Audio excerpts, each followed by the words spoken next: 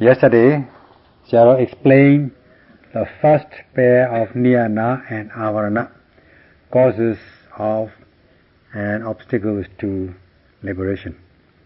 Today, in accordance with the sequence, he will go on to the second pair of niyana and avarana, causes of and obstacles to liberation.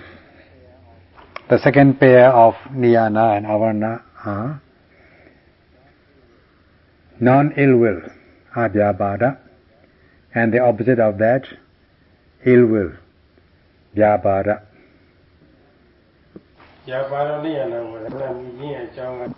In the book of discrimination, Patisamhita Megha, it is given these things. The non-ill will, abhyabhada, is a cause for the liberation of the noble ones, pure and sublime individuals. Hence, it is known as niyana, causes of liberation. And as for the opposite, because it is non-ill will, it is synonymous with metta and karuna, loving kindness and compassion. Because this leads to the path to liberation. This is known as niyana, the means of or the causes of liberation by the noble ones, the pure and sublime individuals. The opposite of this, namely ill will, vyabhada, is niyanavarana, obstacle to liberation, because it obstructs the path to liberation, and it is known as niyanavarana. And the reason for calling this as obstacle is that it blocks or obstructs the path to liberation or causes for liberation. Hence, it is niyanavarana, obstacle to liberation. Now, yogis are noting, by sustaining their mindfulness with energetic aim, that is, with exertion of energy and aiming, at every mindfulness, at every object arising in the body, beginning with the main object of rising and falling. So they have no ill will, or there is no ill will in the stream of consciousness, so long as they are practicing this vipassana, or their vipassana consciousness is devoid of ill will. And the consciousness or the mental state which arises together with this vipassana consciousness is also called adosa, which is synonymous with ill will, non-hatred. This also is abhyabhada. So adosa and abhyabhada are synonymous, non-ill will and non-hatred. They are one and the same. Whoever, from the mundane or worldly sense, not looking for one's own self-interest, but looking for the welfare of others, or giving emphasis on the welfare of others, will be satisfied with himself or herself, and he or she will be devoid of ill will or anger. This is abhyabhada, non-ill will. Even one is faced with hate-inducing objects, one will not be overcome by hatred. There will be no anger, aversion, and dosa, anger, will not arise. Always one will be thinking about the welfare of others. And looking at the welfare of others, looking for the welfare of others, one does not wish to harm others because of oneself. One can bear with others. One is not hesitant to forgive. And one will be free from these cruel, violent actions which arises as a result of the lack of patience. So one will be free from dosa or vyabhada. This is abhyabhada, non-ill will. Understanding the welfare of others, one cultivates metta, extends loving kindness to others, and wishing to forgive them for any unwholesome things, for any wrongdoing, and being compassionate, having compassionate feeling to others is abhyabhada. This is very obvious, non-ill will. Looking for one's own self-interest, self-centeredness, then one cannot be able to possess such kind of mentality.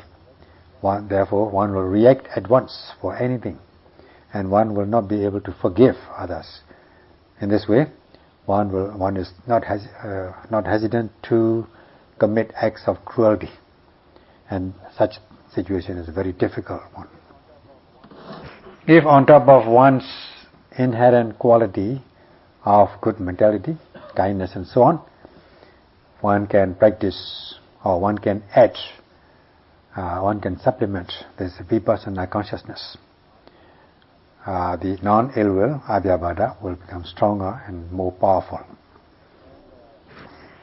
When one comes to this situation, especially at the stage of Sankharupekkha jnana, knowledge of the contemplation of equanimity towards all formations, there will be no likes and dislikes about desirable and undesirable objects, though one may face unbearable sensations during the practice, of course, and even one's noting mind is not going smooth, one will not be disappointed.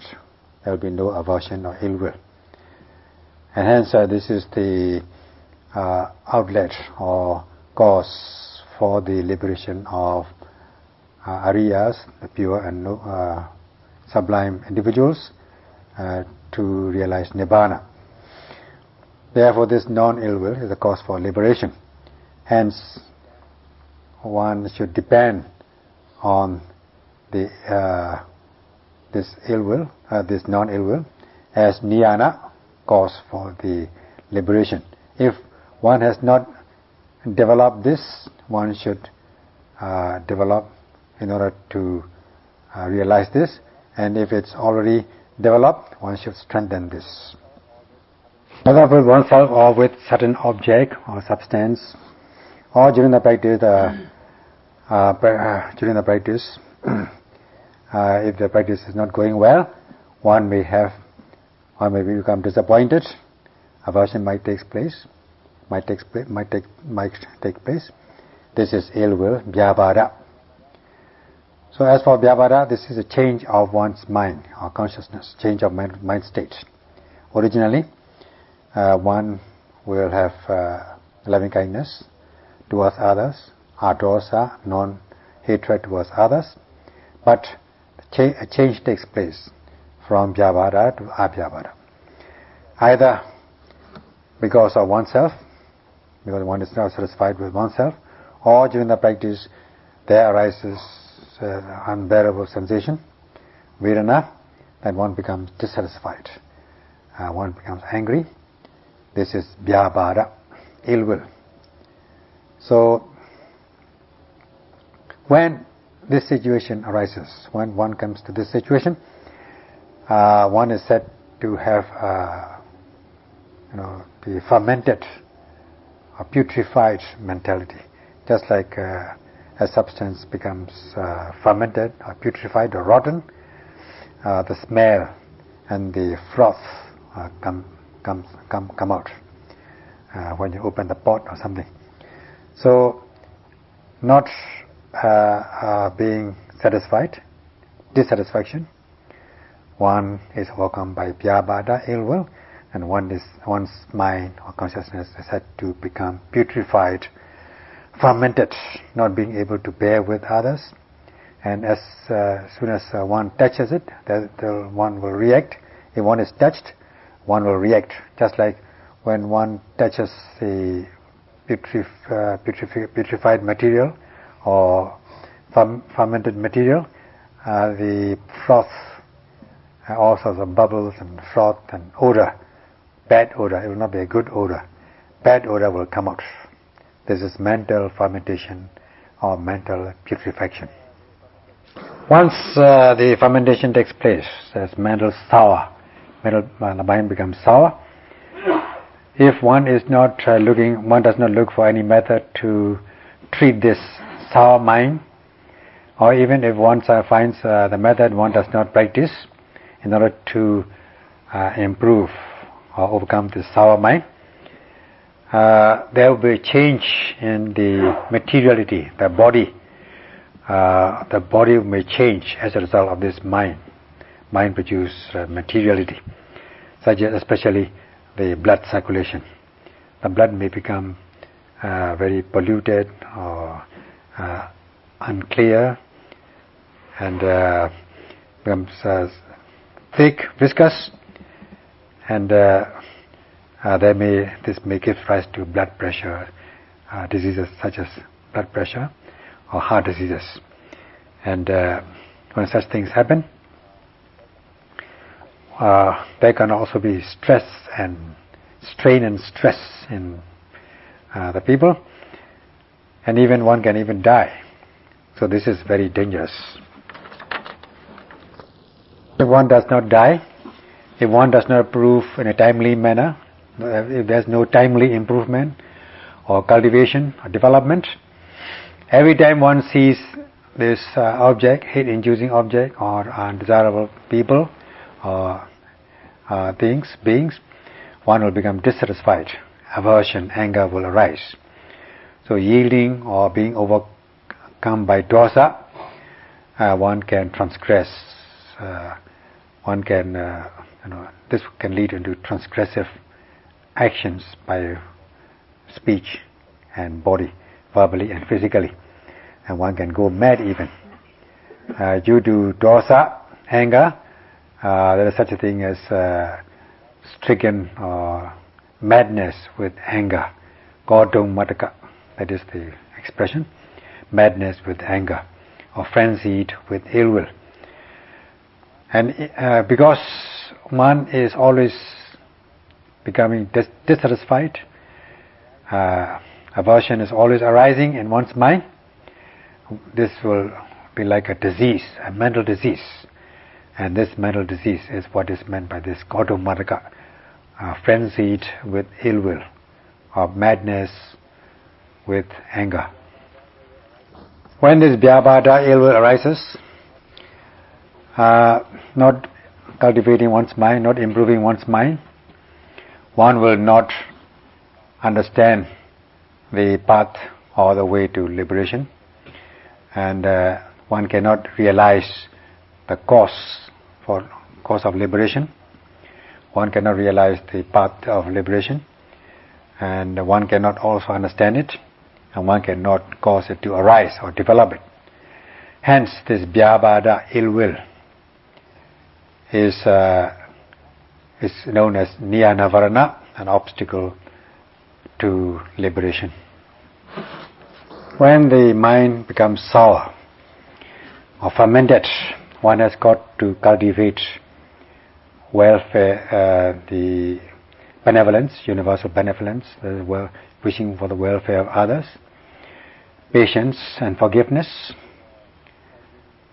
and cultivating this mentality, one can avoid ill will. This is one way of avoiding or evading vyabhada, especially by extending loving kindness to others. May all beings be happy, or may he, she be happy, or may he, she, or all beings be free from harm, and so on.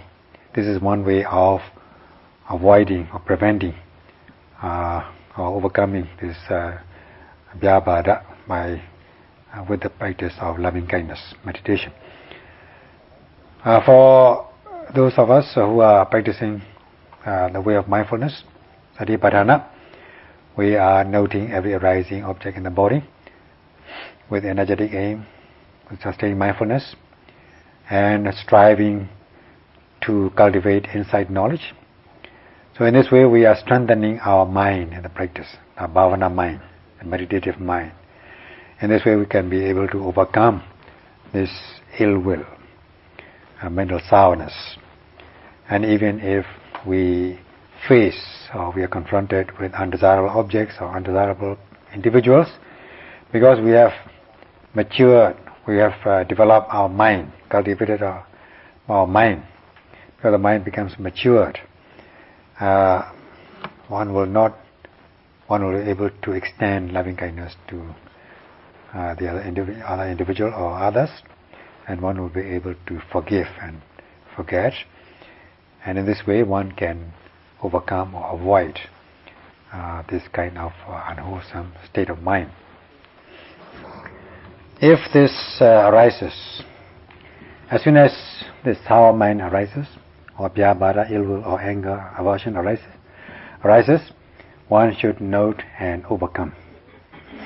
If one does not know the method of overcoming, and even if one knows, one does not put into practice, and if one leaves it as it is, let it run its own natural course, then this will become larger and larger, and greater and greater. Then one's life will degenerate.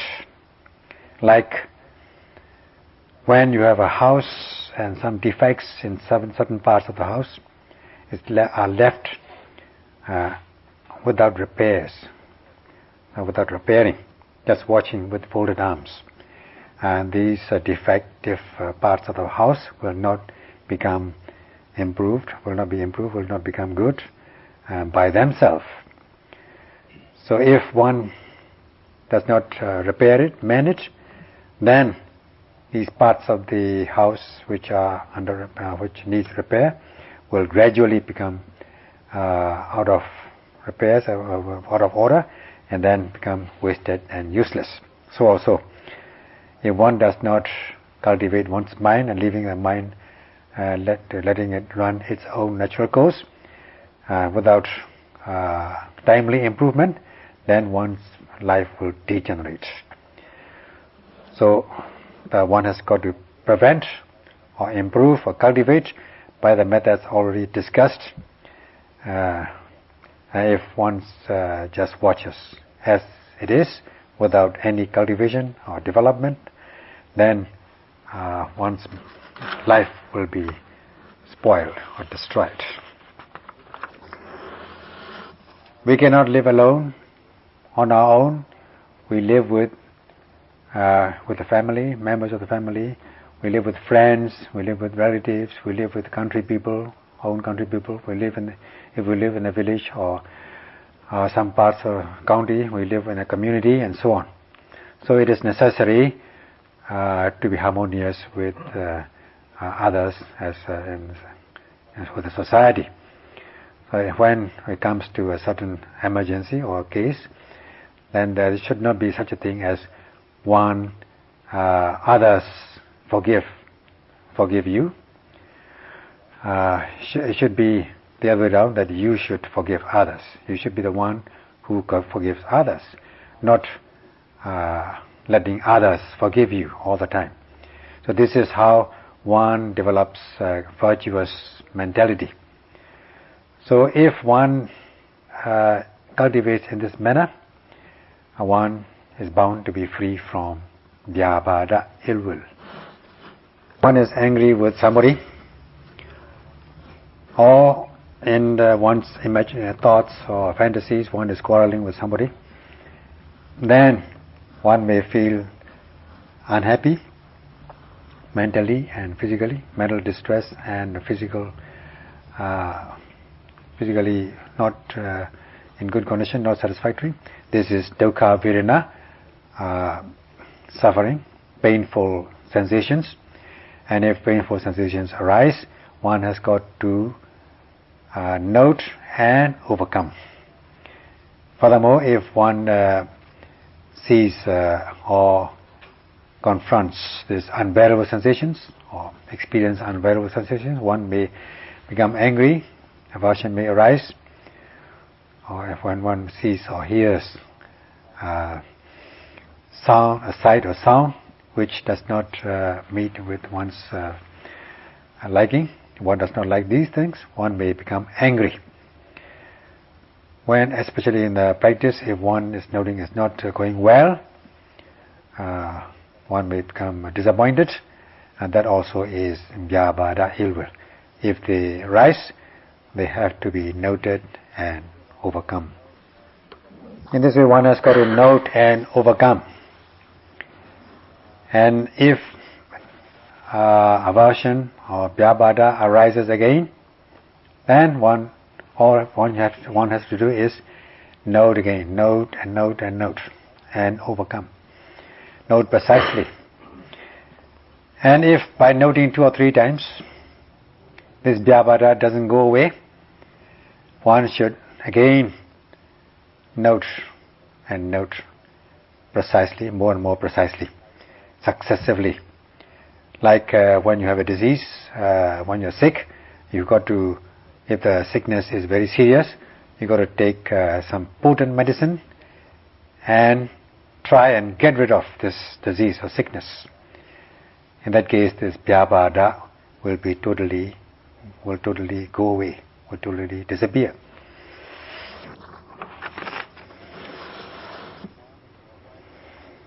If one is overwhelmed by this kind of unwholesome mental state, namely vyabhada, one has got to overcome it by the means already discussed. If they arise, note and overcome. And the best method is the practice of the way of mindfulness, Satipatthana. If one does not practice Satipatthana, then the mind will remain very immature and tender. If one cannot cultivate knowledge, the mind will become very immature. And if one does not cultivate or develop this immature mind or tender mind with the practice of the way of mindfulness, Satipatthana, effectively to satisfactory stage, then this mind will remain tender and immature as ever. Although the body may age, the mind will remain, if the mind is uncultivated, untrained, it will remain tender and immature as ever. If the mind is not cultivated with the practice of the way of mindfulness. If anything which is small, immature or tender will be weak and will not be able to resist the enemies or the opposite states will bully you if you are weak. It will bully this mind if the mind is weak. Not only vyabhada, other unwholesome mental states will take the upper hand in one's life. So it's like tender fruits and trees. Because they are tender, because they are small and immature, they cannot withstand any rough handling. And if they are handled, they will come off and they will become rotten. So also the mind, if the mind is small and tender and immature, one will not be able to resist such adverse conditions. And so if the tree is very tender, it will rot very easily. It will putrefy very easily. So also, if one does not practice this way of mindfulness in order to cultivate one's mind, if one does not train one's mind, then one's mind will remain as tender and immature as ever because it is not trained. So what are the consequences? The consequences are that if one meets lust-inducing objects, one will crave for such things. Raga will arise.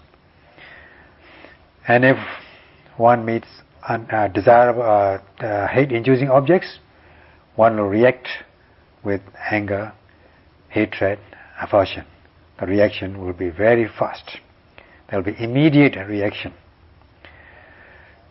And if one's mind is left like that without training, this will lead to transgressive actions by speech and body.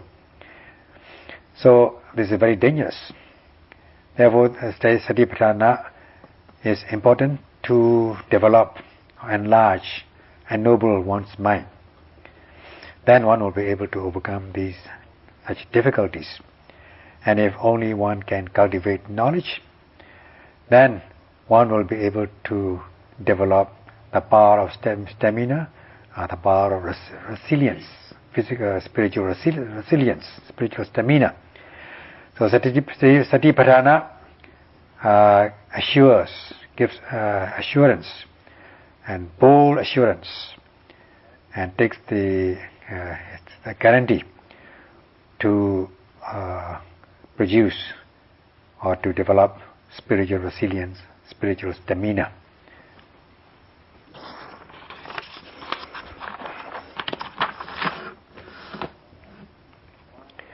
With the Satipatthana, one's mind can be energized by way of mindfulness, so that the tender mind will become developed, enlarged.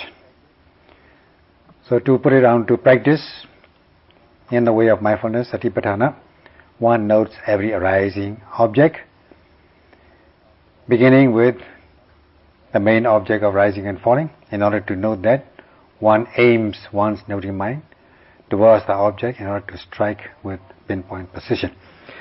Because of the power of aim, there will be no deviation. The mind will not be deviated from the object of observation. There will be no deviation towards the thoughts of sensual pleasures, kama vidaka.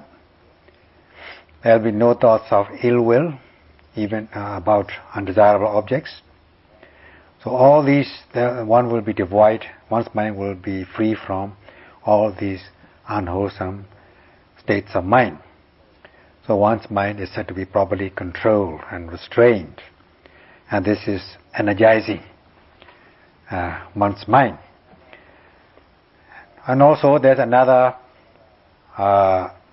energy, another mental power, namely this energy, virya, the driving power to drive this noting mind towards the object of observation, to push this noting mind, to marshal this noting mind towards the object of observation, as already explained, with the application, with the exertion of 3 stages of energy, namely initial launching energy, stepped up or boosted energy in order to overcome sluggishness and unbearable sensations, and finally the energy of persistence, progressively until one realizes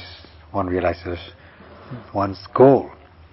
So the virya is the driving power in order to drive the noting mind towards the object of observation. The noting mind reaches the object properly.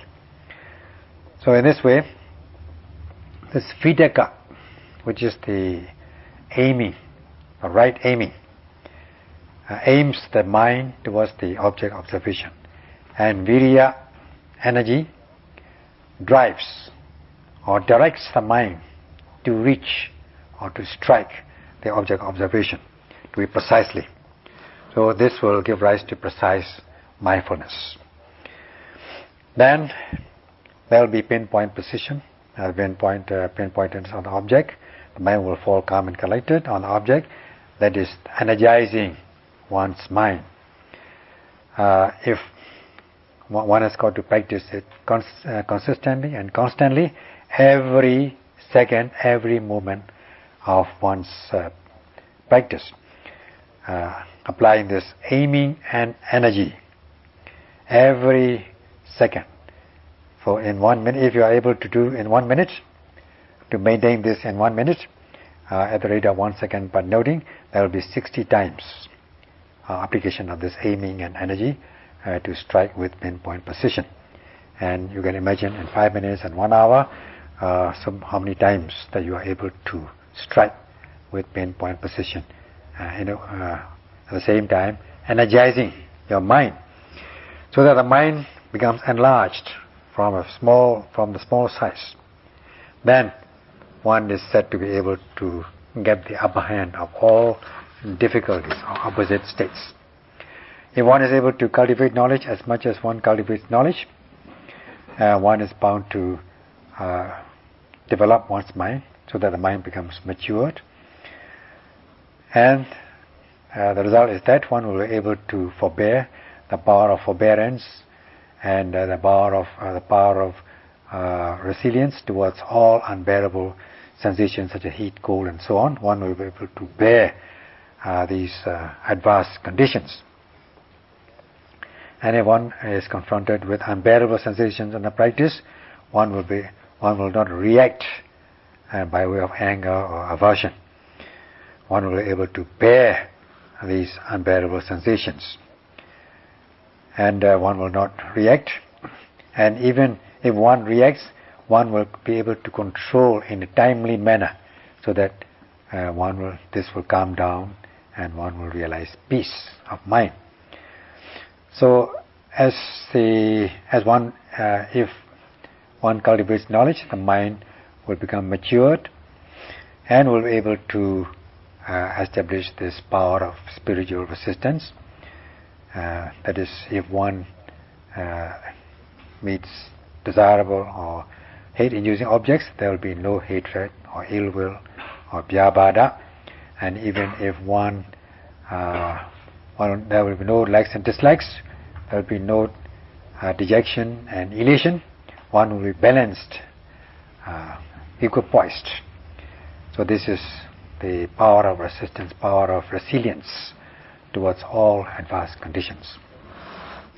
As has been explained, one develop these mental powers. If the mental powers are not developed, then one will not be one will not have the capacity to overcome the opposite states. As much as one develops the mental powers, one will be able to overcome the opposite states, unbearable situations and so on. For example, if the power of aiming is strong, as much as the power of aiming is strong, the mind will not deviate to other undesirable objects, thinking about sensual pleasures and so on. There will be no slipping off to other undesirable objects. And with the application, with the exertion of energy, as much as one's virya is strong, the mind will be directed or marshaled towards the object of observation. And in this way, this virya will not give a chance for the hindrances to arise in one's stream of consciousness. Therefore, these mental powers open the way for the development of the mind. That means open the way in order to overcome unwholesome states and to develop wholesome states. With the mindfulness, sati, it blocks the entry of kilesas into one's stream of consciousness. Kilesas are not allowed to enter one's stream of consciousness. It is said to have blocked or to have obstructed, to have closed. So that this is the power of development.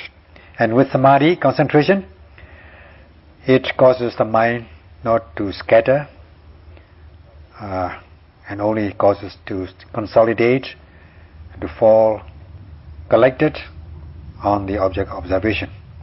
The mind becomes assembled or collected without any scattering, without any distraction.